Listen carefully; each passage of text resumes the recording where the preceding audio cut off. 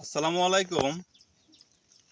কোন সময় শশা লাগালে বেশি ফলন পাবেন আর কোন সময় আপনি বেশি লাভবান হবেন টাকার দিক দিয়া? তো এই বিষয়ে আজকে একটি ভিডিও বানাচ্ছি। তো ভিডিওটি শুরু থাকতে লাস্ট পর্যন্ত দেখবেন। যদি আপনাদের ভালো লাগে তাহলে একটি লাইক দিয়ে সাবস্ক্রাইব করে পাশে থাকবেন। যাক, শুরু করছি আজকের মূল আলোচনা। আসলে শশা কিন্তু সারা বছরই চাষ করা যায়। সারা বছরই চাষ মানুষে করে, আমি নিজেও করি।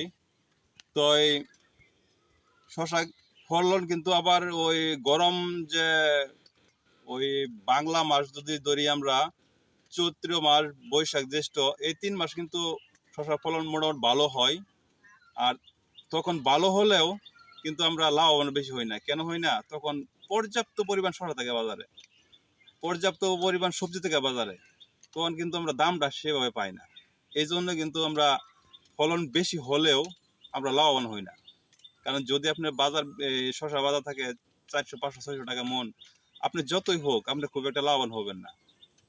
তাই কখন আপনি, এখন সেপ্টেম্বর মাস রানিং চলতেছে, এই পুরো সেপ্টেম্বর মাস কেউ যদি শশা চাষ করে, এখন যেহেতু বর্ষার শেষ প্রান্তে এবং শীতের বার্তা নিয়ে আসবে, তো এই সময় যে ওয়েদারটা, এই ওয়েদারে কিন্তু শশা খুব ভালো ফলন দেয়। এটা আমার মুখের কথা না, আমি নিজে যেটা চাষ করে দেখছি, এবং কি আরও আপনি বিশেষজ্ঞদের মত নিতে পারেন। তো এই সময়টা খুব ভালো ফলন দেয়। আবার কিন্তু আপনারা খেয়াল রাখবেন, যে কোনো বীজ কিন্তু এই সময় ভালো ফলন দেয় না। আমি কোনো ব্র্যান্ড উল্লেখ করছি না, বেশিরভাগই আমি যে রেজাল্টগুলো পাইছি, থাইল্যান্ডের যে আমদানিকৃত যে বীজগুলো আছে, ওই বীজগুলো খুব ভালো একটা ফলন দেয়। আর তারপরেও আপনাদের জানা মতো যেগুলো ভালো ফলন দেয় ওইগুলো ব্যবহার চাষ করবেন, তাতে সমস্যা নেই। তো এইদিকে হলো, যেহেতু ফলন দেয়, এইদিকে আমরা একটা লাভবান হচ্ছেন, বেশি ফলন পাচ্ছেন। আর আপনার বেশি লাভবান কেমনি হবেন দেখেন, এই বর্ষার শেষ এবং সামনে শীতের শুরু, এই সময়টা কিন্তু বাজারে সবজিরও বিশাল ক্রাইসিস থাকে। কারণ সবাই কিন্তু এই সময়ে ওই যে সবজি ওই রোপণ করে, বিভিন্ন বিচি রোপণ করে, বিভিন্ন ভ্যারাইটি।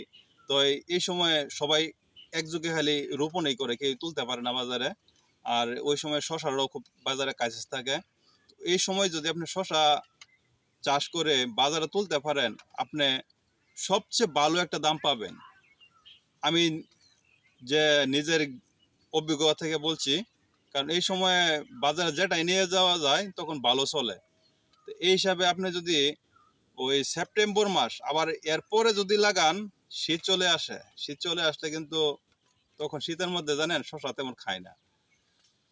আমি আর জ্ঞান থেকে বলছি, আপনি করেন, তাতে আমার সমস্যা নাই। আমার যতটুকু অভিজ্ঞতা আপনাদের আমি শেয়ার করি।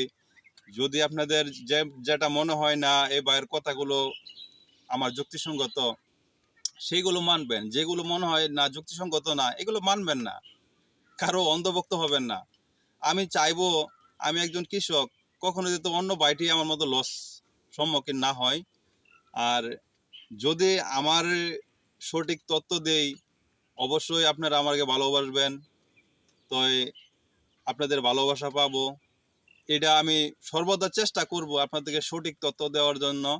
আর শশা বিষয়ে এবং যে কোনো ফসল বিষয়ে আমি যা করছি, আমি যা জানি, সম্পূর্ণ ফসল সম্পর্কে আপনাদেরকে সঠিকভাবে তথ্য দিব শুরু থাকতে লাস্ট পর্যন্ত। আমার যেহেতু চ্যানেলটা নতুন, আমি এতগুলো ভিডিও একবারে যদি আমি দেই, হয়তো অন্যরকম দেখা যায়। আর ধাপে ধাপে যদি আমি ওই ফসলের সম্মুখীন যখন যেটা করি এভাবে দেই, তাহলে এটা সবচেয়ে ভালো হবে, আপনাকে দেখানো হবে। তো এই জন্য আমার ভিডিওটি আপনাদের যদি যদি ভালো লাগে, তাহলে একটি লাইক ও সাবস্ক্রাইব করে পাশে থাকবেন। আর ভিডিওটি কন্টিনিউ করার জন্য আপনাকে অসংখ্য ধন্যবাদ।